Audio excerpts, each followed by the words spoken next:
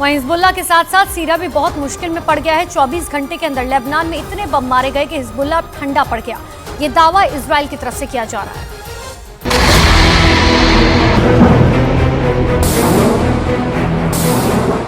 Hezbollah एक के बाद एक कई मिसाइल फायर कर रहा है। एंटी टैंक मिसाइल से उसने इजराइल के कई अड्डे बहुत ही सटीक हमलों में उड़ा दिए। पहला हमला टावर उड़ गया,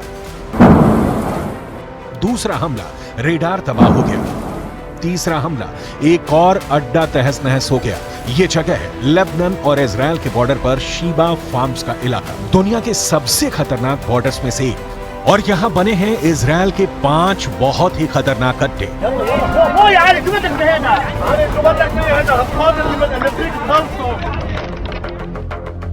अड्डा नंबर 1, अड्डा नंबर 2, अड्डा नंबर 3, अड्डा नंबर 4, अड्डा नंबर 5। ये जगह गोलान की पहाड़ियों के उत्तर में है और यहाँ पहाड़ों की ऊंचाई 1500 मीटर तक है। नीचे लेबनान का इलाका है और यहीं से अटैक लॉन्च किया गया।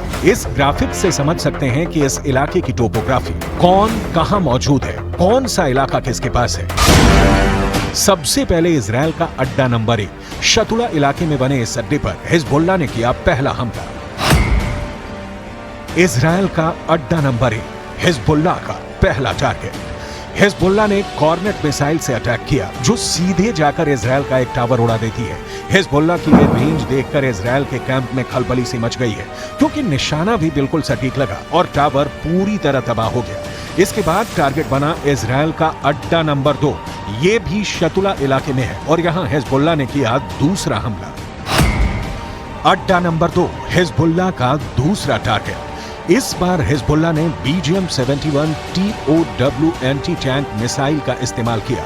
अमेरिका में बनी यह मिसाइल इतनी सटीक है कि इसने ठीक रेडार स्टेशन को तबाह कर दिया। ऐसा निशाना देखकर कोई भी दुश्मन डर जाएगा। इसके बाद टारगेट बना इजराइल का अड्डा नंबर 3। ये भी शतुला इलाके के करीब है और यहां हिजबुल्लाह ने किया तीसरा हमला। अड्डा नंबर 3 हिजबुल्लाह का तीसरा अटैक। इस बार हिजबुल्लाह ने conquers anti tank guided missile fire की। रूस की ये वायर गाइडेड मिसाइल भी इजराइल के एक ठिकाने को खत्म कर देती है। इसके बाद चौथे और 5वें अड्डे पर भी हिजबुल्लाह अपनी बाकी मिसाइलों और मल्टी बैरल रॉकेट लॉन्चर से हमला करता है और उनका भी वही हश्र होता है जो बाकी अड्डों का हुआ है। हिजबुल्लाह का दावा है कि इन हमलों में इजराइल को भारी नुकसान हुआ है और उसके कई सैनिक भी मारे गए हैं। हिजबुल्लाह के ऐसे ही हमलों के बाद इजराइल चुन चुन कर बदला ले रहा है। वो अब हिजबुल्लाह को कोई मौका नहीं देना चाहता। इजराइल लेबनान सीमा के यारीन इलाके में हमारी मौजूदगी है। किस तरह से जो लेबनान के सरहदी गांव हैं वहां पर तबाही के निशान है वो देख सकते हैं। ये एक इमारत है जिसको निशाना बनाया गया है। यहाँ पर कोई नज़र नहीं आ रहा, देखिए सिवाय एक बिल्ली के। बिल्ली यहाँ पर नज़र आ रही है और देखिए हाल ही में इस पर अटैक किया गया है, रॉकेट से इस पर अटैक किया गया है। रॉकेट के निशान भी आप यहाँ पर देख सकते हैं। आप तस्वीर देखिए किस तरह से इस बिल्डिंग को निशाना बनाया गया है। इजराइल के जवाबी हमलों को देखकर कोई भी नहीं कहेगा कि इजराइल अब पीछे हटेगा। उसके रास्ते में जो आएगा इजराइल अब उसे मिटाना चाहता है, फिर चाहे वो हिजबुल्लाह हो, सीरिया हो या फिर ईरान।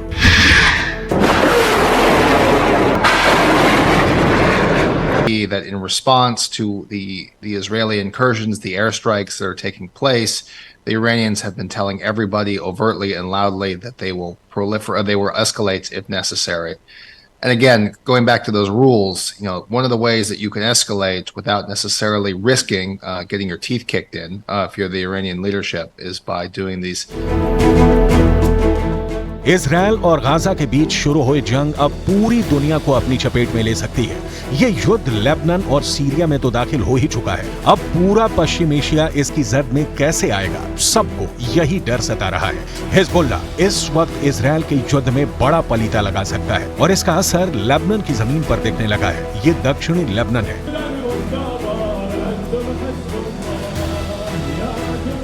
और यहाँ पर इजराइल के हमलों में मारे गए हिजबुल्लाह के लड़ाकों का जनाजा निकल रहा है। साथ में सैकड़ों लोग हैं जो इजराइल से बदला लेने की मांग कर रहे हैं। 7 अक्टूबर को हमास के हमले के बाद लेबनान इजराइल का बॉर्डर भी एक्टिव है।